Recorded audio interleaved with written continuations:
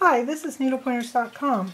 Have you seen this new looped yarn at Joann Fabrics or at Michael's?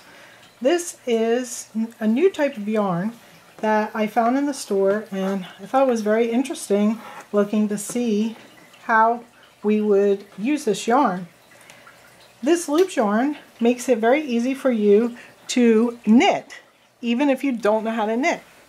In this video, I'd like to show you how to do this crisscross stitch. This stitch is a little bit more confusing than the previous stitches I've shown in other videos, and I figured I could show you how to do it in case you're trying to make this stitch and the instructions are confusing to you. To start the stitch, you count out the number of loops specified in your pattern, and that creates your foundation row. I've counted out 16 stitches. For the crisscross stitch, you would always want to have an even number of stitches, or loops counted out in the beginning, because when you cross over, you want to use up all of the loops. For the first row, we're going to take the last stitch, the last loop, cross it over top in front of the previous loop. Then, taking your working yarn, stick the next loop in your working yarn through the furthest one to the right, which is crossed over. Then take the next loop and put it through the loop you crossed over. So now we have two loops there. We're going to continue in the same way across the row. So we're going to take the next two loops. We're done with those loops. We take the next two loops, cross. You're always crossing over top.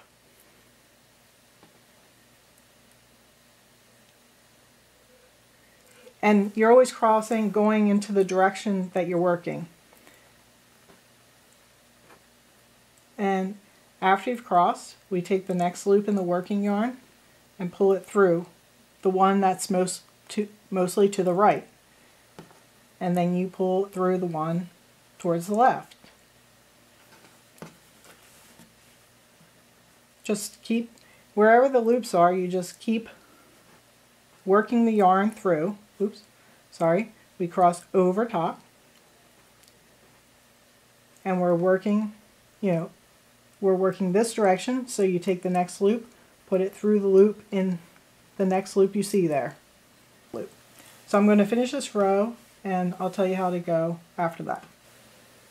So now I finished the first row. To do the second row, we are going to skip the last stitch, the last loop here. We're skipping that. We'll end up picking it up later. So we're going to work back this way, and again we're crossing over front from left in front of right.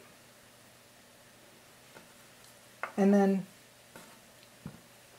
put the next loop in your working yarn through the one that's furthest to the left now, and then put the next loop through the other loop that you crossed over the front and pull. Then we have the next two loops, again cross in front and take the next loop in your working yarn and put it in the one that's to the left. Working yarn through the one on towards the right side. Again, we take the front loop in front and working yarn through the first one and the working yarn through the second one. We continue working across the row like that. Okay, now I finished the row, and again I leave the last stitch of the previous row unworked. This is where we're going to work it in now. So to do the third row, we'll take the unworked stitch from the previous row, cross it over. Again, we're going this way, so we're crossing over going to the right, or to the left, and I put my working yarn loop through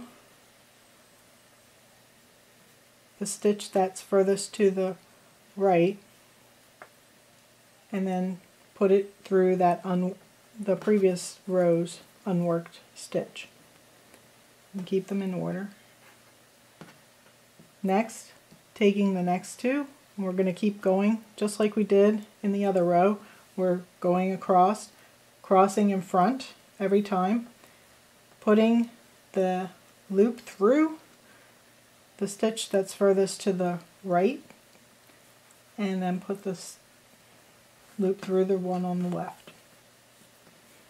And be sure not to miss any loops in your working yarn, which I just did.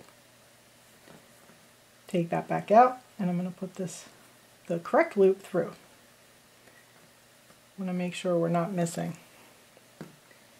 And when we're doing this, we're always keeping the same side facing us. We don't turn it and turn it over in any way. In regular knitting, you do turn your stitching back over and over after each row, but in this method we don't turn it. We keep the right side is always facing us. And I will continue to go across this row and be back at the end. Okay, so I'm at the last stitch of this row, and this is the skip stitch of the previous row. What we do now is we cross it over, and then stitch that previous row skip stitch into the work. So I just finished those two. So after each row, I usually pull all the loops up so that they're in line and they don't get all mixed up. But I think you can see now in the work, you can start seeing the crisscross. See the cross, here's the one cross and here's the other way. So we can start seeing the crisscross. To continue with the next row, we're going to start repeating the second row and the third row that we did. So in the second row, we skipped the first stitch, remember? And then we started crossing over, and we went all the way across, and we skipped the last stitch in that row. So in one row, we skip the stitch on each end, and then the next row we pull them back in. So I will continue to do this row, and I'll show you what it looks like after we have a couple more rows done. So as you can see, I've completed 2 more rows, and you can see the crisscross pattern a lot better now, and it's a really cute pattern. This would be great for scarves or any other projects. The project I saw this in was a free pattern from Yarnspirations, which made a crisscross pillow. When I first read the instructions for the crisscross pillow, I was very confused because I had not worked with this loop yarn before, and the instructions to me when I first read them were quite confusing, which is why I figured I could make a video to show you all how to do it in case the instructions for you and doing a crisscross stitch is also confusing. And hopefully this clears that up some, and you'll be able to do the crisscross stitch.